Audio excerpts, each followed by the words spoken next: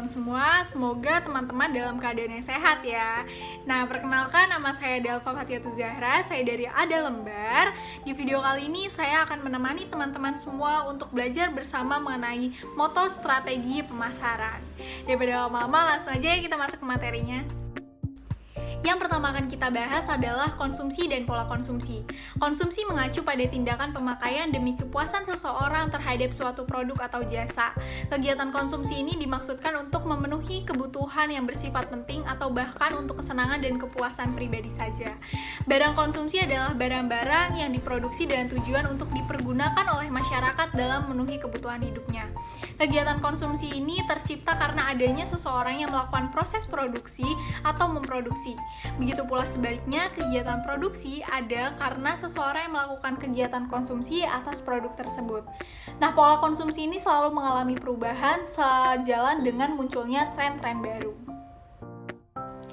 Nah, dari pemenuhan kebutuhan konsumsi menuju konsumsi yang tidak bersifat material. Tujuan utama konsumsi ini kan adalah untuk menjamin kelangsungan hidup. Selain pemenuhan kebutuhan fisik, kegiatan konsumsi dapat menghasilkan keuntungan yang tidak material. Beberapa orang merasa dengan menggunakan produk tertentu akan menunjukkan bahwa mereka termasuk ke suatu golongan atau kelompok tertentu. Nah, atau biasanya mereka ini membeli hanya karena gengsi. Nah, kemudian ada dari belanja impulsif menuju belanja berdasarkan informasi. Konsumen itu seringkali membuat keputusan secara spontan, tanpa mengetahui betul manfaat atau kegunaan suatu produk dari yang mereka beli. Nah, sebelum membeli suatu produk, alangkah baiknya kita ini mencari tahu kegunaan atau manfaat dari produk yang akan kita beli. Nah, kita dapat mencari sumber informasi mengenai suatu produk itu. Yang pertama dari staf penjualan, yang kedua dari saran dari teman atau kenalan, kemudian informasi yang terdapat dalam deskripsi produk, majalah, surat kabar, internet, atau media lainnya, dan yang terakhir ada dari publisitas iklan. Kemudian ada publisitas. Publisitas didefinisikan sebagai upaya untuk mempengaruhi opini dan sikap dengan penggunaan media yang canggih, yaitu media iklan.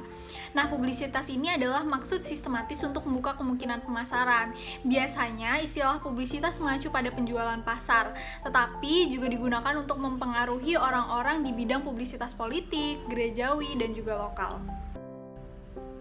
Dari perspektif publisitas, konsumen dapat memenuhi 4 fungsi. Yang pertama adalah hobi dan hiburan. Konsumen bersantai saat mendengar slogan iklan atau musik iklan. Nah, ini memberikan hiburan gratis kepada mereka, tetapi bukan tanpa konsekuensi. Slogan atau musik iklan dapat menciptakan ide atau perasaan pada seseorang. Yang kedua adalah pengalaman emosional konsumsi, terutama dihasilkan oleh penggunaan gambar yang murah hati. Nah, gambar orang-orang dalam pose erotis, pemandangan indah, atau anak-anak dengan senyum santai adalah contoh rangsangan emosi. Bahkan ketika isi sebenarnya dari sebuah iklan tidak menarik perhatian kita, emosi yang dihasilkan menarik perhatian kita kepada iklan tersebut. Kemudian informasi mengenai keputusan pembelian.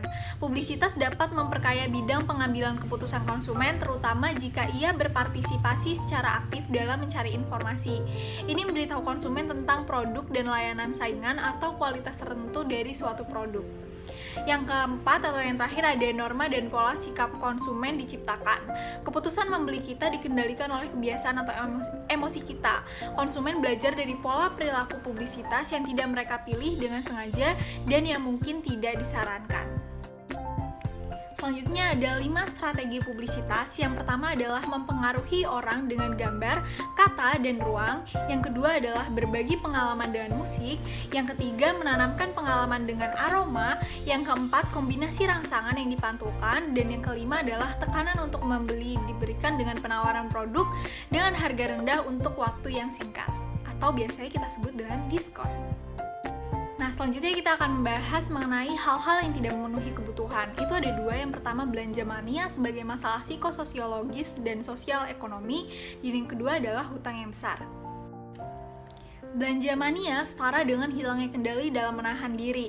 Pada awalnya ada kebutuhan yang tidak terpuaskan yang menyebabkan frustasi dan dipuaskan dengan kompensasi. Tetapi kompensasi ini dianggap sebagai kegagalan. Kemudian seseorang akan memilih untuk belanja produk baru yang menjanjikan peningkatan harga diri. Penelitian di Jerman dan Amerika mengungkapkan bahwa 2-56% orang menderita maniak belanja. Nah, ada beberapa ciri khas dari seorang shopping mania. Yang pertama adalah dorongan yang tak tertahankan untuk membeli barang entah yang berguna atau yang tidak. Yang kedua adalah dorongan yang tak tertahankan untuk belanja hanya karena kepuasan dalam proses berbelanja, bukan karena produknya. Nah, yang ketiga adalah penimbunan produk. Beberapa maniak belanja menimbun produk yang dibeli bahkan tanpa membukanya atau memberikannya, atau cepat memakainya dengan penanganan yang ceroboh. Di Austria, sekitar 350.000 rumah tangga berhutang banyak. Mereka tidak dapat membayar kembali hutang mereka. Di negara-negara Eropa lainnya, situasinya serupa. Karir klasik para debitur seringkali dimulai ketika mereka masih muda dengan menarik rekening bank secara berlebihan. Secara mencolok, hutang lebih baik disebabkan oleh kredit yang diambil untuk memenuhi kebiasaan konsumsi. Orang membeli lebih dari yang mereka mampu. Nah, sebagian besar hutang jatuh ke bagian rekening bank diikuti oleh perusahaan pemesanan lewat pos dan perusahaan telepon seluler.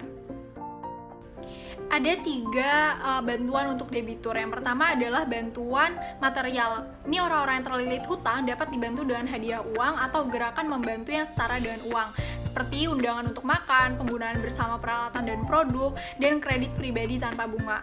Yang kedua adalah bantuan emosional, pemeliharaan komunikasi dan penghargaan, kelanjutan hubungan yang ada, dan pengembangan persahabatan dapat membantu mengurangi perasaan bersalah dan malu. Kemudian yang ketiga adalah konseling debitur. Ada lembaga masing-masing, tetapi karena tingginya jumlah orang yang berhutang, mereka dibebani pajak. Meskipun demikian, penting untuk mendorong orang yang berhutang untuk menggunakan layanan profesional ini. Nah, ada beberapa cara untuk mengelola kebutuhan dengan baik dan berkelanjutan. Yang pertama adalah baca, bandingkan, dan evaluasi informasi produk yang dicetak pada kemasan. Jadi kan ini sebuah kebiasaan untuk semua produk, terutama produk kosmetik, bahan pembersih, bahan makanan, dan juga peralatan listrik. Yang kedua, saat berbelanja, jangan biarkan diri Anda dimanipulasi oleh strategi publisitas iklan.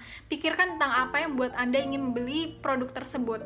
Yang ketiga, berikan preferensi pada produk tanpa kemasan yang mahal. Yang keempat, belilah produk-produk lokal. Yang kelima, buat daftar belanja. Dengan cara ini, Anda akan lebih mudah terhindar dari pengaruh publisitas. Yang keenam, pembelian yang memiliki konsekuensi sosial bagi keluarga harus dibicarakan dengan semua pihak yang berkepentingan untuk menghindari kemungkinan kerugian bagi anggota keluarga yang lainnya. Yang ketujuh, pada saat krisis, ketika tidak mungkin akan bayar suku bunga tepat waktu, penting untuk Anda menghubungi bank tepat waktu dan tidak melarikan diri atau bersembunyi. Yang kedelapan, ambil kredit hanya dari institusi yang serius. Yang kesembilan, perlu diingat bahwa harga tidak boleh menjadi satu-satunya kriteria untuk memutuskan membeli suatu produk. Yang kesepuluh, perhatikan pengeluaran Anda agar dapat mengontrol semua pengeluaran dan kartu kredit. Kemudian, sebelum membeli produk, pikirkan baik-baik apakah Anda benar-benar membutuhkannya, mengapa Anda membutuhkannya, bagaimana Anda akan menggunakannya. Barang yang hanya dikumpulkan tapi tidak digunakan tidak memuaskan kebutuhan dan tidak mendatangkan kegembiraan mereka, hanya akan membuat kalian frustasi.